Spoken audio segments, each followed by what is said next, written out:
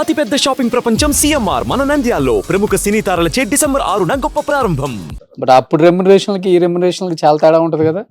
సినిమాలో మీరు తీసుకున్న హైయెస్ట్ రెమ్యునరేషన్ అంటే రోజుకి 75,000. రోజు 75,000 బాగానే తీసుకున్నారు.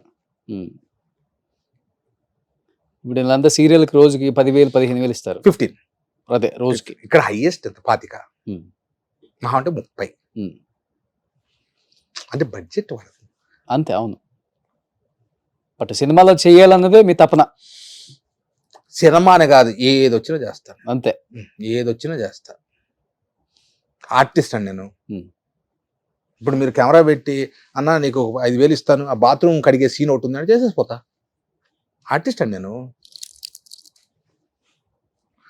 సినిమా వస్తే సంతోషం, సీరియల్ వచ్చినా సంతోషం. వర్క్ కావాలి నాకు, ఫస్ట్ వర్క్. ఖాళీ ఉండకూడదు. అందుకే ఖాళీ ఉంటే మా షాప్లో కూర్చుంటా. నా షూటింగ్ రోజు నేను ఒకటే షట్టర్ వేసాను అంటే నేను షూటింగ్ ఉన్నట్లు లెక్క. నా కస్టమర్లకి షట్టర్ తీస్తే ఖాళీ ఉన్నట్లు లెక్క. పొద్దున్నే 10 గంటలకు వెళ్ళిపోతా, క్యారర్ కట్టుకుని వెళ్ళిపోతా. సర్ది ఓ కూలర్ ఉంది, శుభ్రం మంచం ఉంది, బ్రహ్మాండ మధ్యాహ్నం భోజనం చేస్తా, కూలర్ వేసుకుంటా. రెండు నా కస్టమర్స్ అలవాటు చేశా, 2:30 నుండి 5 గంటలకు ఎవరు వచ్చినా తీయడు అని. ఆదివారం నేను ఫ్యామిలీ టైం, ఆదివారం ఎవరు వచ్చినా ఫ్లాస్క్లో కాఫీ ఉంటుంది, తాగుతా, ఫ్రెష్ అవుతా, మళ్ళీ కూర్చుంటా కౌంటర్లో. 8:30 షట్టర్ బంద్. ఓకే. మళ్ళీ స్కూటర్ వేసుకుంటా, మళ్ళీ 13 కిలోమీటర్ వచ్చేస్తా ఇంటికి. ఇప్పుడు మీ టైంలో చేసిన చాలా మంది కమెడియన్స్ ఆర్థికంగా చివరి రోజుల్లో చితికిపోయి తినడానికి తిండి లేక, ఉండడానికి ఇల్లు లేక ఎక్కడెక్కడో చనిపోయిన వాళ్ళని కూడా మనం చూసాం. వాళ్ళని చూస్తున్నప్పుడు, వాళ్ళ రియల్ స్టోరీస్ చూస్తున్నప్పుడు రియల్కి అమ్మో అనిపించి, మనకే బాధ అనిపించి చాలా మందికి కూడా హెల్ప్ చేసుకుంటూ వచ్చింది సుమన్ టీవీ. వాళ్ళని చూసినప్పుడు ఏమనిపించింది? అసలు ప్రజెంట్ మీ ఆర్థిక పరిస్థితి అంటే ఏమని చెప్తారు మీరు? సార్, నువ్వు నన్ను పిసినారని అనుకో, ఏదన్నా అనుకో, నాకు నేను ఇవాళ ఒక ప్రొడ్యూసర్ 10,000 రూపాయలు ఇచ్చాడు అనుకో, 7,000 రూపాయలు ఫిక్స్డ్ డిపాజిట్ చేసేవాడిని. అప్పుల్లోనే 3,000 రూపాయలు ఇంటి ఖర్చులు పెట్టుకునేవాడిని. నువ్వు నమ్ముతావా? నేను పెళ్లి టైంకి, నేను 2000 డిసెంబర్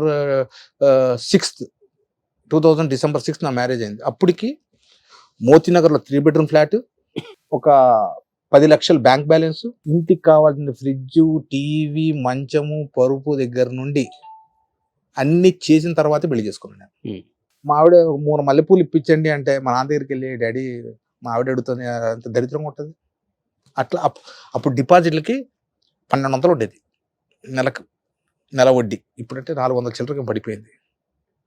అప్పుడు 12,000 రూపాయలు ఉత్తరం నాకు వడ్డీలు వచ్చేది. నేను చెప్పేది 2019 అంటే 10,000 అంటే ఇప్పుడు ఎంత ఉంటుంది? అలా చేసుకొని, సో ఈ లెక్కన మీరు కూడా బాగా సంపాదించారు. చెప్తున్నా, తినడానికి బ్రాండెడ్ షర్ట్లు వేసుకుంటా, బ్రాండెడ్వే వేసుకుంటా, బ్రాండెడ్ పర్ఫ్యూమ్స్ కొట్టుకుంటా. కమెడియన్స్ లో ఎక్కువ అప్పుల్లో ఇల్లు ఉందంటే వేణుమాధవ్ గారికి మొలాలిలో 10-15 ఇల్లులు ఉన్నాయంట. అన్న ఏం చేశాడంటే, మోతీనగర్ లో 10 ఇల్లులు ఉంటాయి. అందుకే కానీ మోతీనగర్ 2 ఇళ్ళు ఉన్నాయి, 3 ఇళ్ళు ఉన్నాయి. 2 ఉన్నాయి, మళ్ళీ 3 ఉన్నాయి. ఇందాక 2 అనేసరికి అట్లా టక్ 3 ఇళ్ళు ఉన్నాయి. అంతో ఇంతో బ్యాంక్ బ్యాలెన్స్ ఉంది. ఇవాళ నేను ఇంట్లో కూర్చున్నా కానీ నెలకు 40,000 50,000 ఇంటికి వచ్చి పడేలాగా నాకు ఉంది. నా కాఫీ షాప్ ఉంది. నా కోవిడ్ టైంలో నేను తీసుకున్న డబ్బులు 10 పైసలు ఖర్చు పెట్టుకున్న ఆ 2 ఏళ్ళు నా కాఫీ షాప్ నడిచింది, నా సంసారం. అందుకే నాకు అదంటే పిచ్చి, నా కాఫీ షాప్. నన్ను అట్లాగే పెడతాను కానీ తీసేయనట్టు తీసాను. 2 years అండి. అప్పుడు అందరికి సినిమాలు లేవుగా, ఐడియా ఉందిగా. ఆ 2 years చాలా ఇబ్బందులు పడ్డారు. నా కాఫీ షాప్ నడిపించింది నా సంసారాన్ని. లేకపోతే నేను నా బ్యాంకులో ఉండి ఇంట్రెస్ట్లు వాడేవాడిని, లేకపోతే ఆ ఫిక్స్డ్ డిపాజిట్ పగలు కొట్టేవాడిని.